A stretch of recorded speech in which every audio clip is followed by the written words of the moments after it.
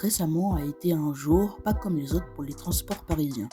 La ligne aéroportuaire Orlibus a cessé de fonctionner définitivement. Dans cette vidéo, je vous invite à découvrir son histoire et dire pourquoi elle a fermé.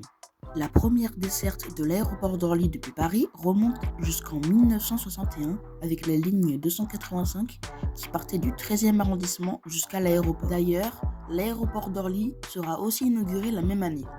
2 ans plus tard, en 1963, la ligne 285 se fait remplacer par la ligne 215 qui part alors de d'Enfer aux Chevaux. Et oui, la 215 est en fait l'ancêtre de la ligne aéroportuaire. Il faudra attendre 1983 pour que la ligne 215 se fasse renommer Orlibus.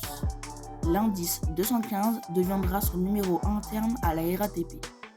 Récemment, Orlibus a été assuré par des Iveco Urbanway 18 avec des ports USB et du Wi-Fi, mais anciennement elle a été beaucoup assurée par des Renault.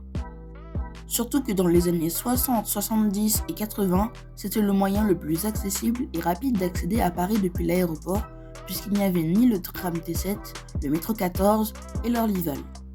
En parlant de ce fameux métro, on peut dire qu'elle et Orlibus sont dans le même bateau, car si le bus a cessé de fonctionner et que Orlyval est dans le pétrin actuellement, c'est bien sûr à cause de la ligne 14 du métro parisien.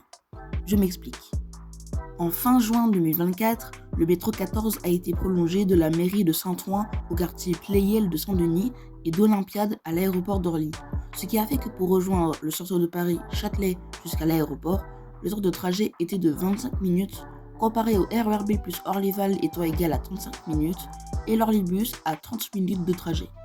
D'ailleurs, bientôt je compte bien raconter l'histoire de l'Orlyval, donc si tu veux en savoir plus, je t'invite vraiment à t'abonner et à liker cette vidéo. À cause de la ligne 14, Orlybus et Orlyval ont perdu à chacun 80% de leur fréquentation, ce qui est énorme. D'ailleurs, si vous regardez bien cette vidéo, vous pouvez voir qu'à l'intérieur du bus, il n'y a personne alors que j'ai tourné cette vidéo vers l'heure de pointe, c'est-à-dire à 18h.